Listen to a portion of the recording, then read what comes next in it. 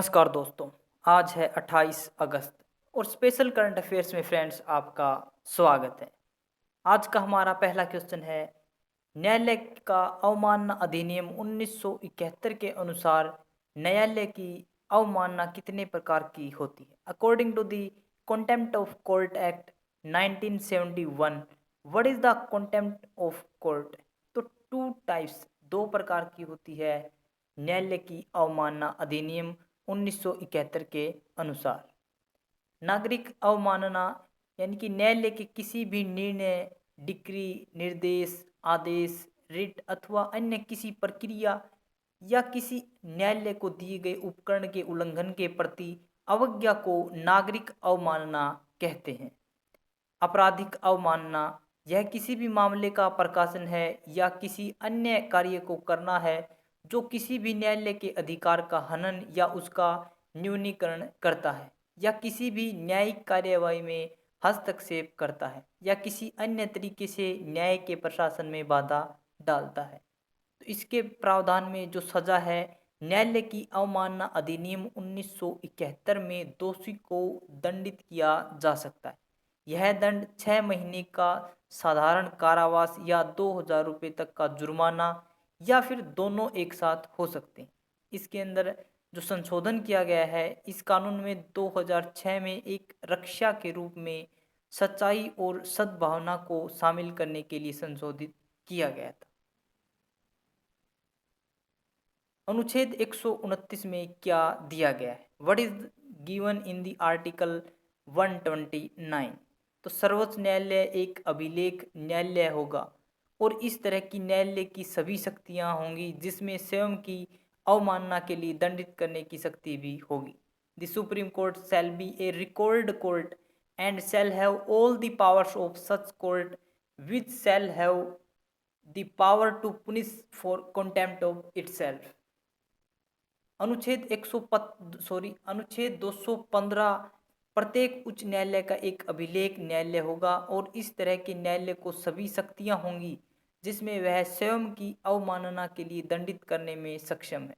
सर्वोच्च न्यायालय और उच्च न्यायालयों की अवमानना की शक्तियां अधिनियम 1971 से स्वतंत्र हैं और उच्च न्यायालयों की अवमानना शक्तियां भारत के संविधान के 129 और 215 से ली गई है। स्वतः संज्ञान के मामले यानी कि स्यू मोटो कोग्निजेंस क्या होता है? What is suo motu cognizance? तो स्यू मोटो यानी कि स्वतः संज्ञान एक लैटिन शब्द है जिसका अर्थ है किसी सरकारी एजेंसी, न्यायालय या अन्य केंद्रीय प्राधिकरण द्वारा अपने स्वयं के द्वारा की गई कार्यवाही।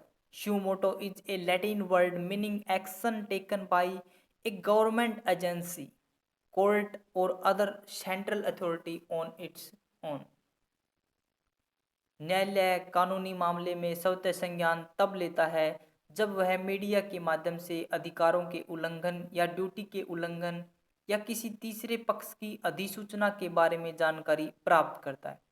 भारतीय संविधान के अनुच्छेद 32 और भारतीय संविधान के अनुच्छेद 226 में सर्वोच्च न्यायालय और उच्च न्यायालयों में क्रमशः लोकहित याचिका दायर करने के प्रावधान है। इसने न्यायालय को किसी मामले के स्वतः संज्ञान पर कानूनी कार्यवाही शुरू करने की शक्ति दी है। भारतीय संविधान के अनुच्छेद 131 के अंतर्गत सर्वोच्च न्यायालय को स्वतः संज्ञान लेने की शक्तियां प्रदान की गई है। भारतीय न्यायालयों द्वारा स्वतः संज्ञान लेने की कार्यवाही न्यायिक सक्रियता का प्रतिबिंब है। जल जीवन मिशन क्या है? What is water life mission? यानी कि जल जीवन मिशन के तहत 2024 तक नल कनेक्शन के माध्यम से सभी ग्रामीण घरों में सुरक्षित और पर्याप्त पेयजल उपलब्ध कराने के लक्ष्य को ध्यान में रखते हुए तैयार किया गया है।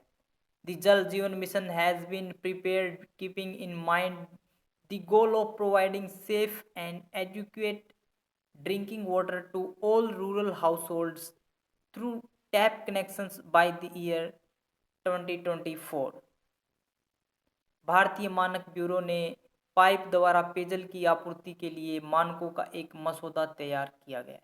पेयजल आपूर्ति गुणवत्ता प्रबंधन प्रणाली पाइप द्वारा पेयजल आपूर्ति सेवा के लिए आवश्यकताएं नामक यह मसौदा भारतीय मानक ब्यूरो की सार्वजनिक पेयजल आपूर्ति सेवा अनुभागीय समिति द्वारा तैयार किया गया है। इस मसौदे में स्रोत से लेकर घर के नल तक पानी की आपूर्ति की प्रक्रिया को रेखांकित किया गया है।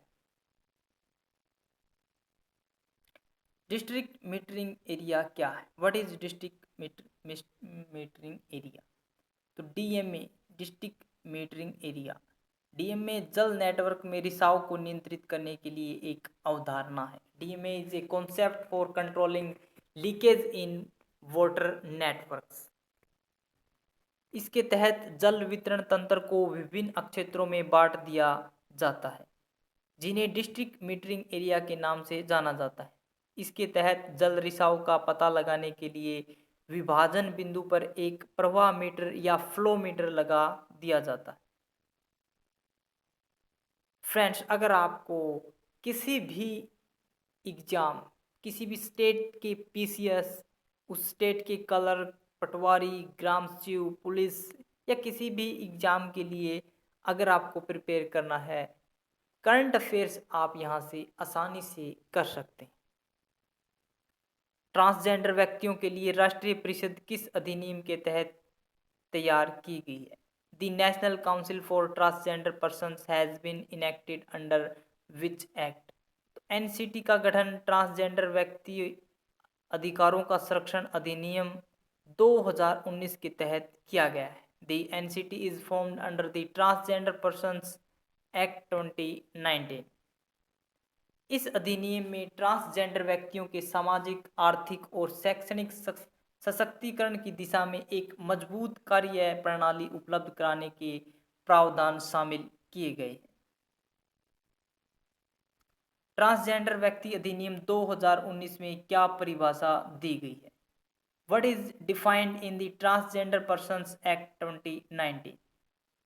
अधिनियम का ट्रांसजेंडर को ऐसे व्यक्ति के रूप में परिभाषित करता है जिसका लिंग जन्म के समय निर्धारित लिंग से मेल नहीं खाता है। The act defines a transgender as a person whose gender does not match the gender prescribed at birth. पहचान का प्रमाण पत्र। एक ट्रांसजेंडर व्यक्ति ट्रांसजेंडर पहचान के प्रमाण पत्र के लिए जिला मजिस्ट्रेट को एक आवेदन कर सकता है। भेदभाव के खिलाफ प्रतिबंध अधिनियम एक ट्रांसजेंडर व्यक्ति के खिलाफ भेदभाव को प्रतिबंधित करता है, जिसमें सेवा से इनकार करना या शिक्षा, रोजगार, स्वास्थ्य सेवा के संबंध में अनुचित व्यवहार शामिल है। अधिकार सार्वजनिक संपत्ति, एक समान पहुंच, सुविधाओं तथा अवसरों की समान उपलब्धता, घूमने का अधिकार, निवास करने का अधिकार, किराए पर आवास लेने या संपत्ति प्राप्त करने का समान अधिकार, सार्वजनिक या निजी कार्यालय में काम करने का समान अवसर। नुआखाई जुआर त्योहार कहाँ मनाया जाता है? वेयर इज द नुआखाई जुआर फेस्टिवल सेलिब्रेटेड? तो पश्चिमी ओडिशा, दक्षिणी छत्तीसगढ़ एवं Jharkhand. Western Odisha, south Chhattisgarh and Jharkhand celebrated festival Nuakhai Juhar त्योहार। यह एक कृषि उत्सव है जिसे नुआखाई पर्व या नुआखाई भेंट घाट भी कहा जाता है। नुआखाई दो शब्दों नुआ प्लस खाई से मिलकर बना है, जो नए चावल खाने के महत्व को दर्शाता है। यह नुआ का अर्थ है नया और खाई का अर्थ है खाना। यह बदलते मौसम के साथ नई फसल का स्वागत करने के लिए पश्चिमी ओडिशा, दक्षिणी छत्तीसगढ़ एवं झारखंड के कुछ क्षेत्रों में मनाया जाने वाला एक प्राचीन त्योहार है। यह उत्सव गणेश चतुर्थी के दिन मनाया जाता है। ओपन एपीआई सर्विस क्या है? What is open API service? तो आरोग्य सेतु ऐप में लोगों, व्यापार और अर्थव्यवस्था को सामान्य स्थिति में वापस लाने हेतु मदद करने के लिए एक नई ओपन एपीआई सर्विस की शुरुआत की गई है। A new open API service has been introduced in the Aarogya Setu app to help people, business and economy to return to normality. Aarogya Setu app की ओपन एपीआई सर्विस का लाभ वे संगठन एवं व्यावसायिक संस्थान ले सकते हैं जो 50 से अधिक कर्मचारियों के साथ भारत में पंजीकृत हैं।